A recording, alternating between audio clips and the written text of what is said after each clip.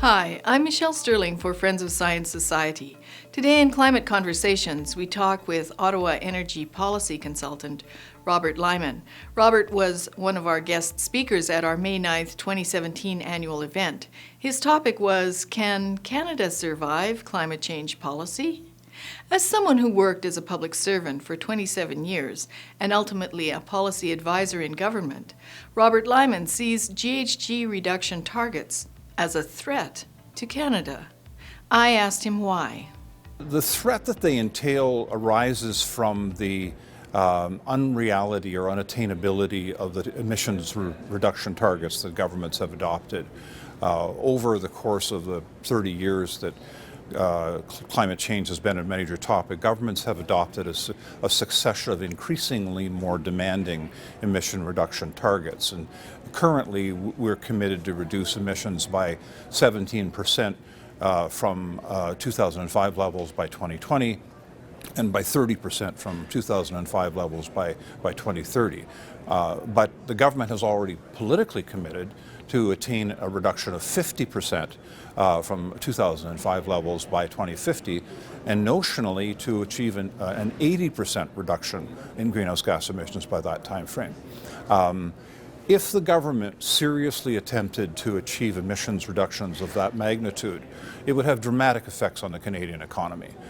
Even at the 50% reduction level, you'd essentially be eliminating all emissions from oil and gas, from electricity generation, and from the energy-intensive industries in the country, which includes notably mining, petrochemicals, steel, automobile parts, and so on, and cement. Very, very large industries that now constitute important sources of economic growth in the country. Shocking. To meet the ambitious targets set for us by our government, effectively all major industries in Canada would have to be shut down, meaning near total economic devastation. But what about clean tech as a solution? That's one of the most seductive measures that come out of the climate activist hymnbook, if you will. The notion that there exist just around the corner a whole series of new technologies that are going to reduce emissions dramatically. And I worked in the energy policy field for over 20 years. Those same messages were in place 20, even 30 years ago. And they're the same ones. People have been claiming that solar energy, wind energy, cellulosic ethanol, electric vehicles would all be savior. Energy storage is another one that people claim will happen. Someday, it's possible that those transformations, those new discoveries and commercialization of technologies will happen.